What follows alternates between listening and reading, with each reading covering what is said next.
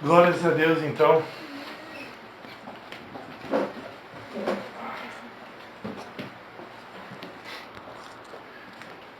Mais uma vez, né? Poder dizer para vocês que é uma satisfação estar aqui com vocês. Eu tinha me oferecido para vir semana passada, mas infelizmente a questão da logística, né, de coincidir do trabalho da minha esposa, né, é um pouco complicado ainda, né.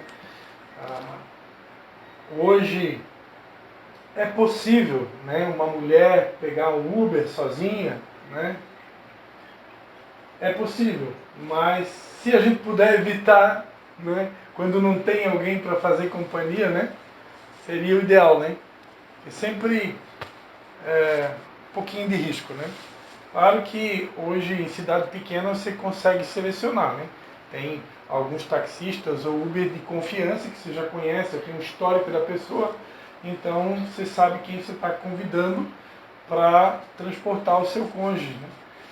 Mas sempre tem, né? Sempre tem os engraçadinhos, né? Que às vezes falam coisas demais que não são necessárias. Vocês entenderam tudo. Então, isso acaba prejudicando a gente, né? Às vezes, gostaria de estar aqui, mas tem esse compromisso de pegar a esposa no trabalho, né? Então, por isso que tive que desmarcar. Mas hoje ela está de folga, né? Porque hoje, em muitos lugares, é considerado feriado, né? Vocês sabem por quê também? Então, graças a Deus, deu para a gente vir com tranquilidade. Não tem que dar carona para ninguém depois, então está tudo sob controle. Então vamos lá. Quero convidar você a abrir a palavra de Deus no Evangelho de João, capítulo de número 10. Desculpa, qual? João 10. Uma passagem muito conhecida, mas como o Senhor ele nunca repete, né? Então, com certeza não vai ser hoje que ele vai repetir. Deus ele repete a palavra, mas não a mensagem. 10, versículo. Vamos ler do 1 em diante, né? Ler do 1 em diante. Todo mundo achou aí? João 10. Então diz assim: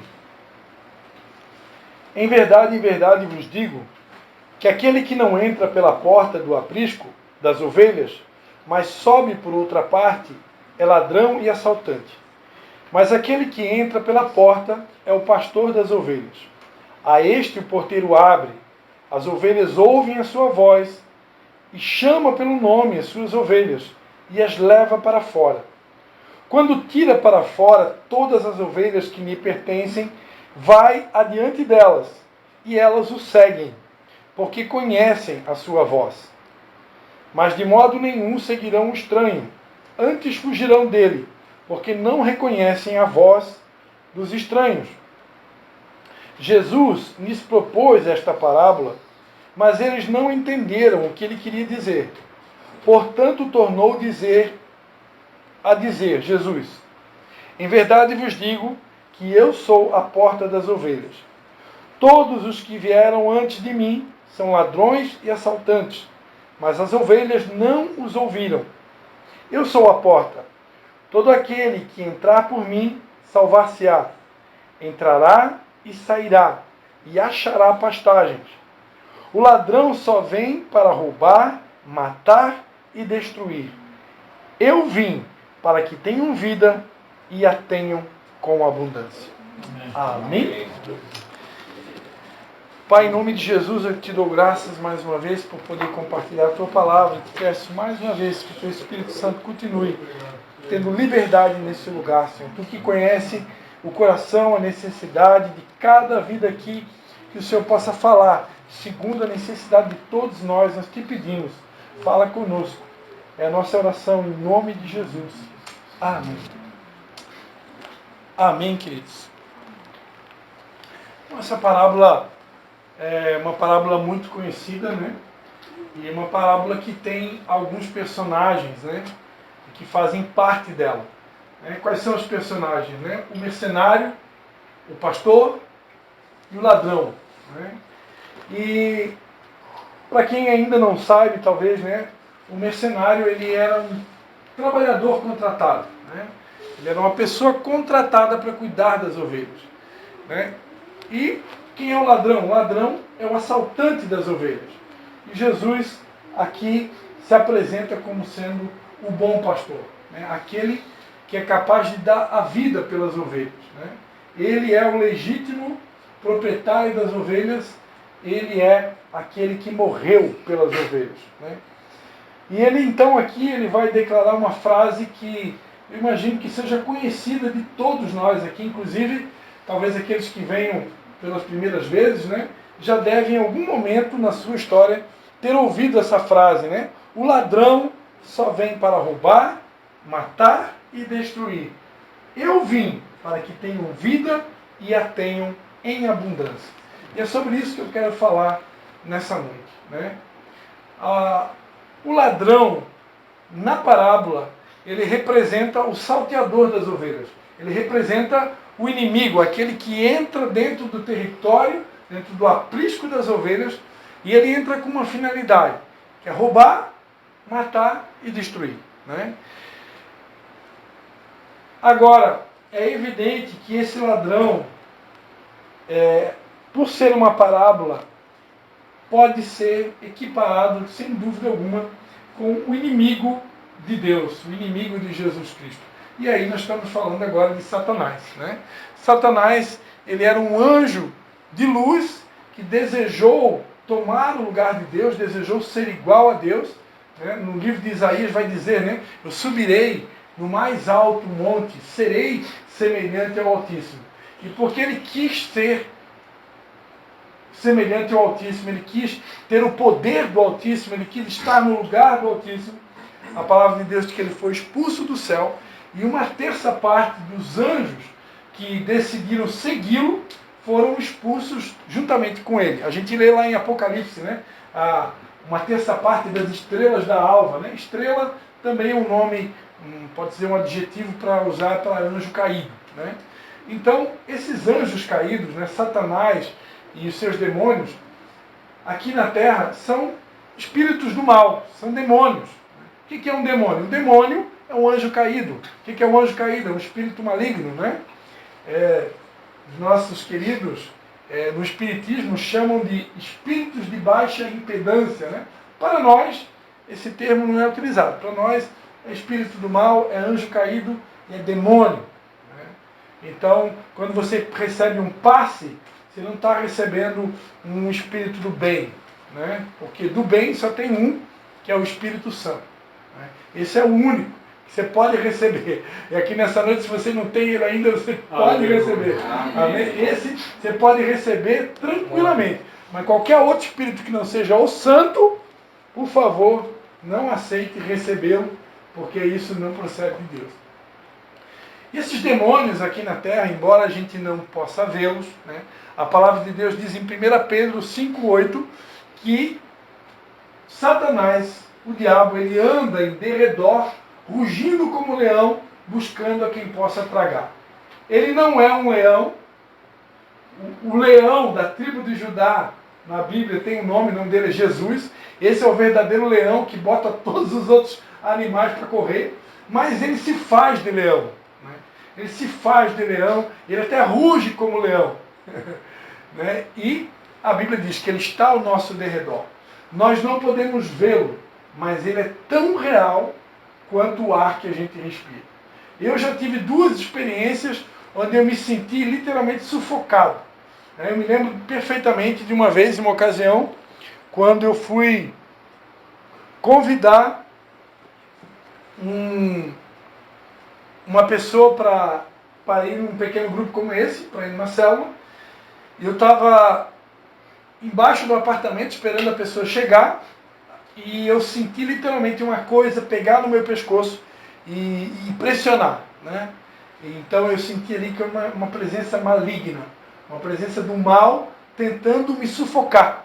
E eu senti literalmente, né, aquela coisa me apertando. Tive uma outra ocasião, enquanto eu estava dormindo na minha cama, eu morava em Nova Trento, eu senti também uma coisa trazendo uma agonia, trazendo uma coisa ruim, uma coisa do mal, né? Uma sensação assim que eu ia morrer ali, deitado na minha própria cama. E numa terceira experiência, eu me lembro, nós estávamos trabalhando num retiro, que nós organizamos até os dias de hoje, né? Um retiro chamado Encontro Face a Face com Deus.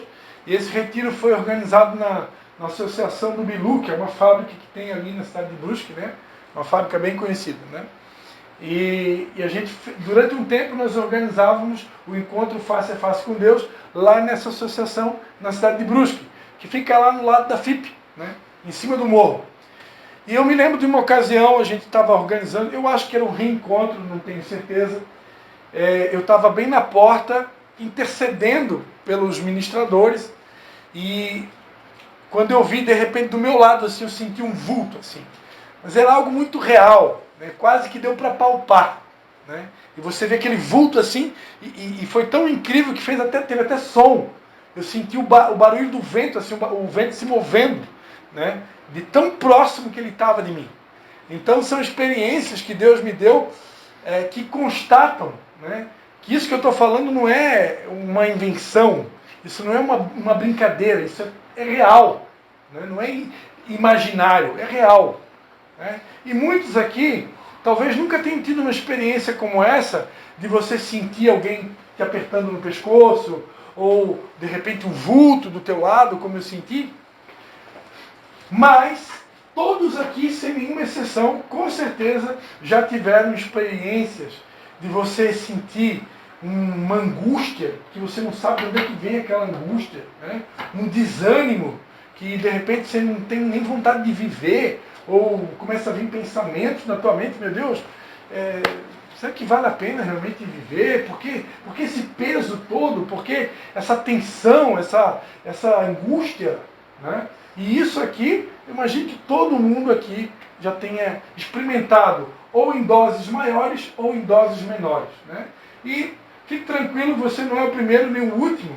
Né? A Bíblia vai falar de Davi. Né? Davi, no Salmo, ele vai dizer: cordéis de morte me cercaram. O que é um cordel de morte? Então, ele imagina uma situação ali, uma situação, é o Salmo de número 40, tá? Se alguém quiser acompanhar, aqui nós somos guiados pelo Espírito, né? Salmo de número 40. Eu vou ler porque esse salmo aqui é um salmo muito interessante, né? Ele vai dizer assim, ó, Salmo de número 40. 40 vem depois do 39, está aí antes do 41. Salmos é entre Gênesis e Apocalipse. Fica entre Gênesis e Apocalipse. Salmo de número 40. Davi disse assim: esperei com paciência pelo Senhor. Ele se inclinou para mim e ouviu o meu clamor. Tirou-me de um lago horrível, de um charco de lodo. Pôs os meus pés sobre uma rocha firme e firmou os meus passos. Né? Sobre uma rocha firmou os meus passos. Né? Olha só, tirou-me de um lago horrível, de um charco de lodo. Não sei quem aqui lembra, quando a gente era criança, tinha aqueles desenhos com areia movediça, né? Quem aqui já viu, né? Aqueles desenhos que o bonequinho está brincando na areia, de repente ele começa a afundar, né? É a areia movediça. E se não tiver alguém ali para puxar o cara morre naquela areia movediça, né? Então eu fico imaginando esse charco de lodo, né? Esse lago horrível, né? Como uma espécie de areia movediça. Né? Então, a sensação que nós temos quando nós estamos sendo oprimidos, né, pelo inimigo. Vem cá, irmã Doris, aqui, com todo respeito aqui. Vamos pegar a senhora aqui. Pode virar do lado aqui. O que é a opressão, né? A possessão é quando um demônio, um espírito do mal, ele consegue possuir uma pessoa. Ele consegue entrar dentro daquela pessoa e ele domina o corpo, a alma e o espírito, ao ponto da pessoa perder o total controle da vida dela. Ela fica descontrolada. Geralmente ela fala numa outra voz que não é dela, ela perde o sentido do corpo, né? O demônio pode fazer pirueta com ela, pode fazer o que quiser, né? Convulsões. É horrível. Quem já viu a cena, é horrível. Isso é a possessão. Para acontecer isso, normalmente você tem que se envolver com coisa muito ruim, ou de repente você tem um relacionamento íntimo com uma pessoa envolvida com magia negra, feitiçaria ou coisas ruins, né? Ou até mesmo lá das casas de prostituição, né? Se um homem tiver relacionamento ilícito com uma mulher dessa, o que está nela pode passar para ele, né? Porque a Bíblia diz que o que se une à meretriz se torna uma só carne com ela. Então esse tipo de coisa pode trazer uma possessão. Mas o que geralmente acontece com cristão, não cristão, é a opressão. A opressão, o espírito do mal, ele não pode te possuir, mas ele consegue fazer peso. Então é como se tivesse literalmente, né, um peso em cima de você te empurrando para baixo. Né? Pode sentar nossa atriz, né? A irmã Doris. Então ele faz peso. Né? Então você tem uma sensação que é como se tivesse uma tonelada, uma carga. Né? Eu falei no culto sábado, né, que Deus muitas vezes coloca carga pesada sobre nós. Né? Mas na maioria das vezes não é Deus. Na maioria das vezes é o próprio inimigo. E quando vem essa... Por isso que Jesus disse, né? Venham a mim, todos vocês que estão cansados, sobrecarregados, que eu vos aliviarei. Por quê? Porque às vezes, em alguns momentos da nossa vida, a gente tem literalmente essa sensação que a gente está com uma carga. Ninguém precisa levantar a mão quem já experimentou isso. Você sente que tem uma carga, é um peso. Né? E aquilo gera uma angústia, gera um desânimo, né? Gera algo ruim. Né? E você vai ver que isso é totalmente comum de acontecer com crente, descrente. Né? O apóstolo Paulo, escrevendo aos Coríntios, né? Ele vai dizer, né, que atribulados, mas não angustiados, perplexos, mas não desanimados, perseguidos, mas não desamparados, abatidos, mas não destruídos. Né? Então, abatidos, mas não destruídos. Então tem situações que vêm realmente, não te destrói, mas te abate. Né? Não chega a te destruir, mas te abate. Agora, destruir mesmo, o inimigo ele vem também para destruir. Né? Ele vem, o ladrão, para roubar, matar e destruir. E normalmente isso acontece, essas coisas são possíveis primeiramente para quem está distante de Deus. Né? Como eu falei para vocês, quando a gente está próximo de Deus, mas em algum momento, por alguma circunstância, ou até mesmo legalidade, ou brecha, que a gente costuma dizer, né? A gente acaba permitindo muitas vezes que o inimigo se aproxime de nós para causar essa opressão. Mas não necessariamente é brecha. Às vezes, não é uma brecha. Né? É função, ele vem, como veio na vida de Jó, por exemplo, né? Ele vem para causar esse mal-estar porque é o papel dele. Vamos dizer, para isso ele é pago. Entre aspas, né? É o papel dele. Só que tem uma coisa, nós cristãos, Deus nos deu armas para lutar. E às vezes a gente não reage. Por isso que às vezes a gente vem essa sensação de angústia, a gente não reage. E o inimigo se aproveita da nossa ingenuidade. Né? E aí ele cumpre o papel dele. Né? Que é roubar, matar e destruir. E antes, para encerrar essa primeira parte, que eu quero ir para a parte boa, né? Que é o que Jesus veio fazer por nós, isso tudo que o texto diz que ele faz é muito real. Né? Todos os dias, basta você ligar a televisão, todos os dias a gente vê pessoas sendo ceifadas, todos os dias a gente vê pessoas sendo roubadas e muitas delas destruídas. Né? E Satanás ele não quer destruir só uma pessoa só, ele quer destruir famílias inteiras. Né? Porque essa é a finalidade dele. Torno a dizer, ele não pode fazer nada disso se a gente não der oportunidade para ele. Mas se der, ele faz. Né? E principalmente, agora eu vou falar aqui de mim. Né? Nós que conhecemos um pouco da palavra, a Bíblia diz que quanto mais você conhece, né, a palavra de Deus diz em Tiago, né, não sejais de vós muitos mestres, porque quanto mais você conhece, mais responsabilidade a gente tem. Né? Tipo, eu já tenho um bom conhecimento. Não vou dizer que é muito, né? Mas eu já tive algumas experiências, né? Quando eu pisei na bola, quando eu pisei no tomate, quando eu deslizei em matérias que eu já conhecia, imediatamente já vem uma correção, né? E aí eu poderia dizer para vocês que o diabo, amados, ele nada mais é o capeta, o espírito do mal, ele nada mais é do que um agente na mão de Deus, onde Deus permite que ele age na nossa vida, muitas vezes para trazer a gente de volta para o caminho. Então, o capeta, ele é mais ou menos como um dispositivo de segurança, né? Se a gente entender que Deus é amor, que Deus é Pai, que o tempo todo Ele quer o nosso bem, até o fato de Ele permitir o inimigo, em algum momento da nossa vida, nos oprimir, ou até mesmo tocar, como eu tive aquela experiência, né? Tudo isso é no mínimo para trazer a gente de volta para o eixo, trazer a gente de volta para o centro da vontade de Deus. Imagina, você tem um filho bebê e você mora num prédio de 10 andares. Imagina se não tem lá uma proteção, né? Como é que chama? Na sacada da casa.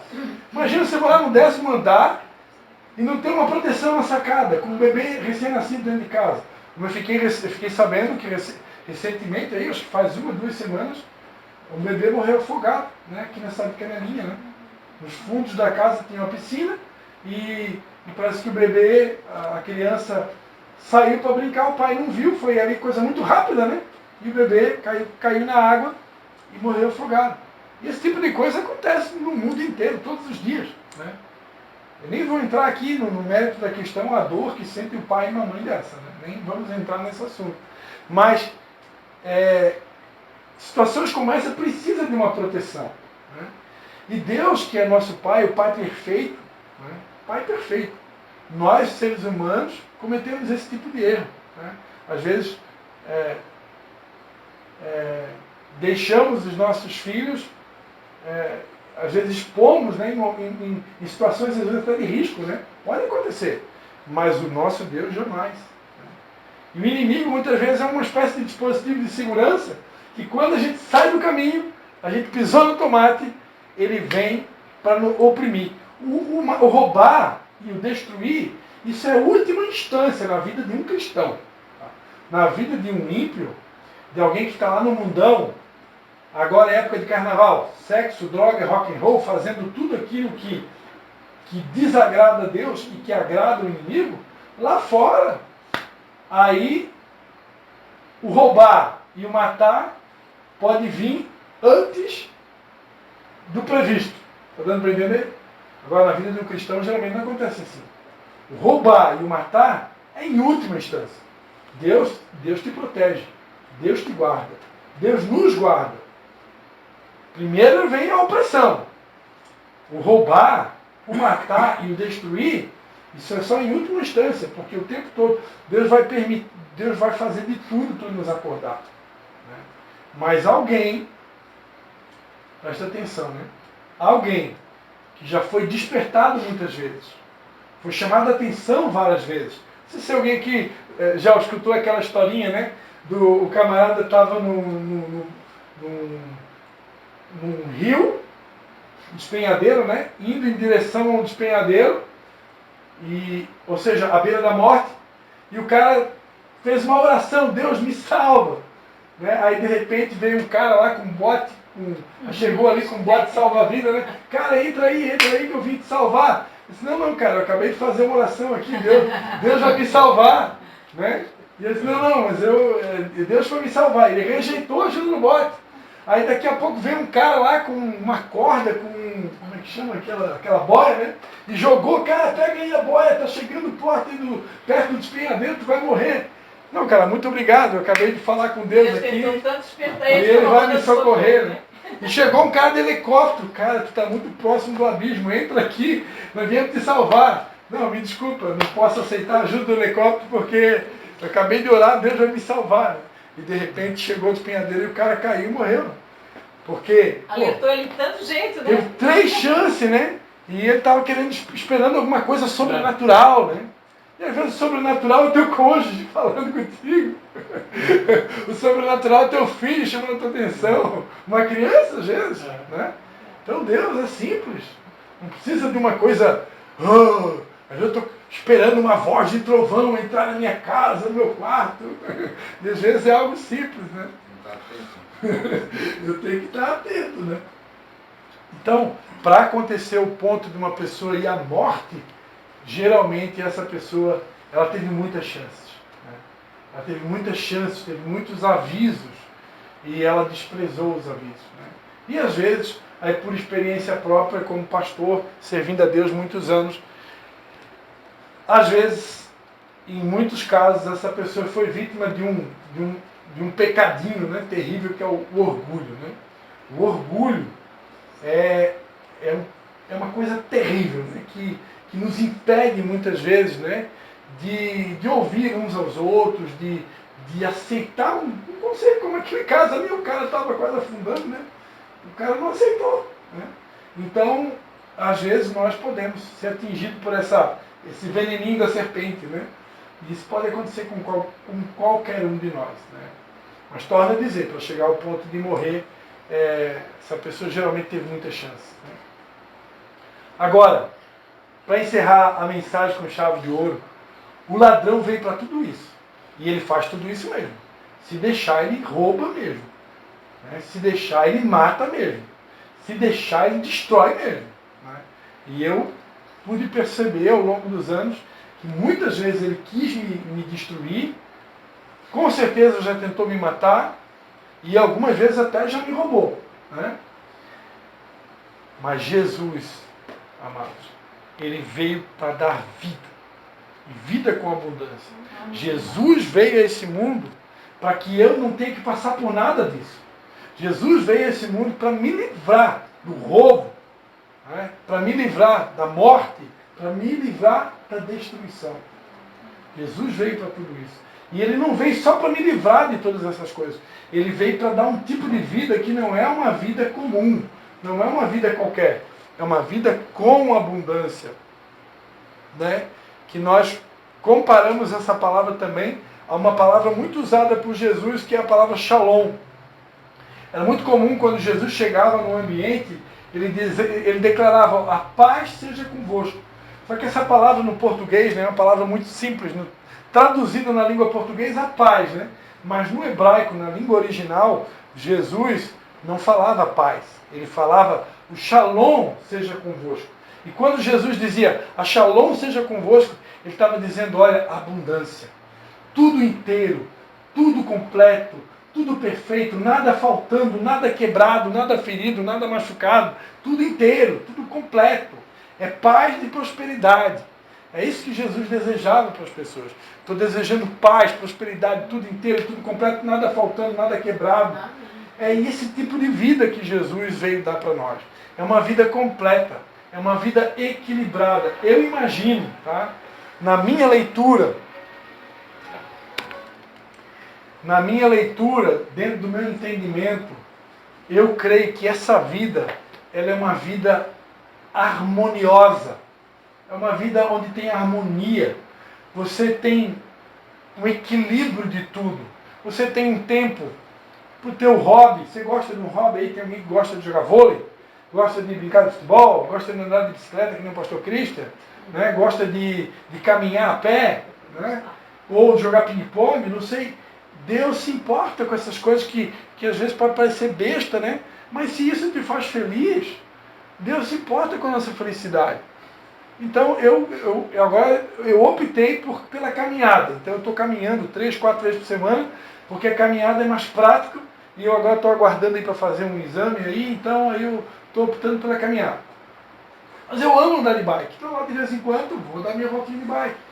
Então eu encontro tempo para isso, que eu sei que faz bem para mim. Já aproveito esse tempo para orar, né?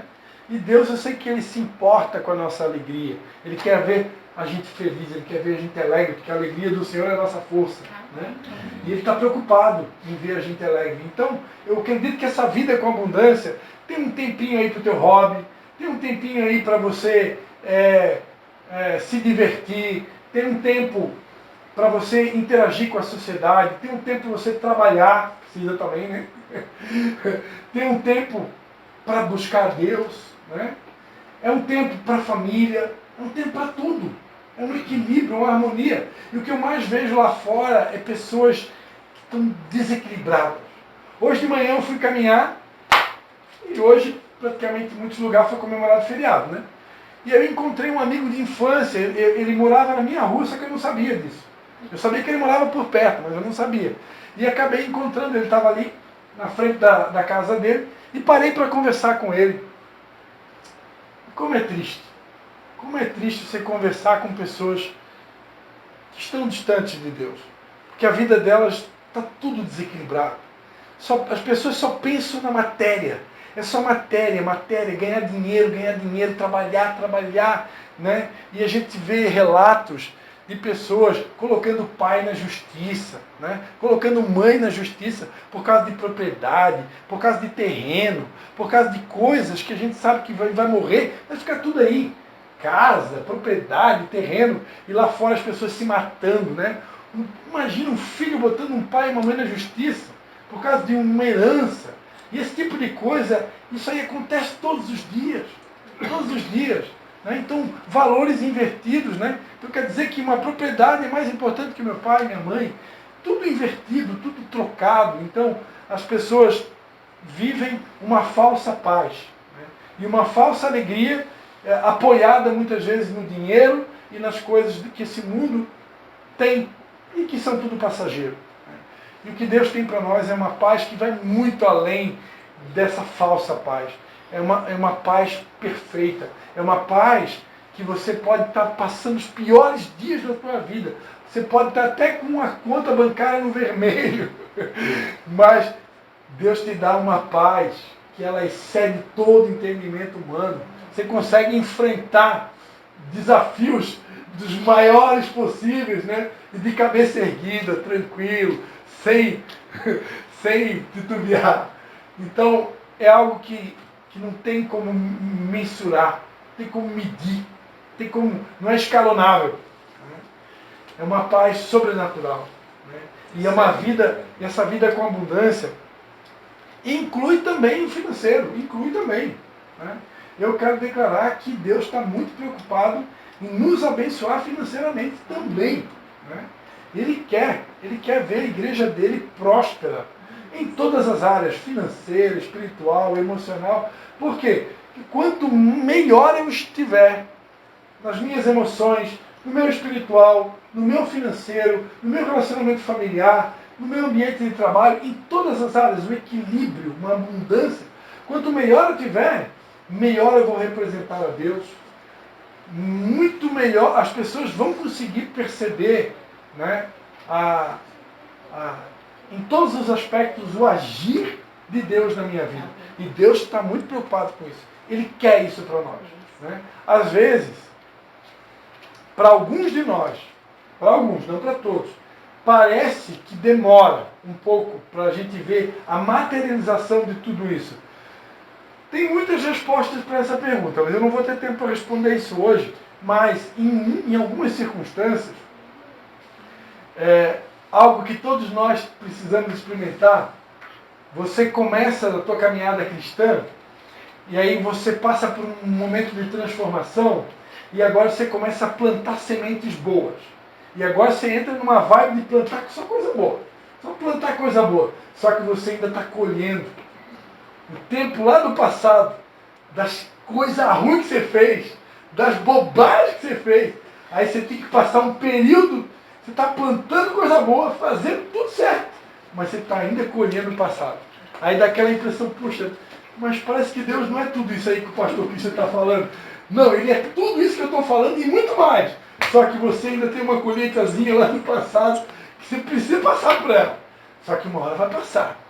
Essa colheita ruim vai passar. E vai chegar uma hora que você vai ter só coisa boa para colher. E aí, meu amigo, você vai ver que Deus é tudo isso que eu estou falando e muito mais. Porque você vai colher só coisa boa. Amém. Amém? Mas se hoje tiver alguém aqui ainda colhendo alguma coisinha do passado, fica tranquilo, uma hora vai passar. A plantação foi grande. A plantação alguns a plantação foi maior, depende. Se a plantação foi pequena. Glória a Deus. Amém, queridos? Então, Jesus veio para dar tudo isso para nós. Né?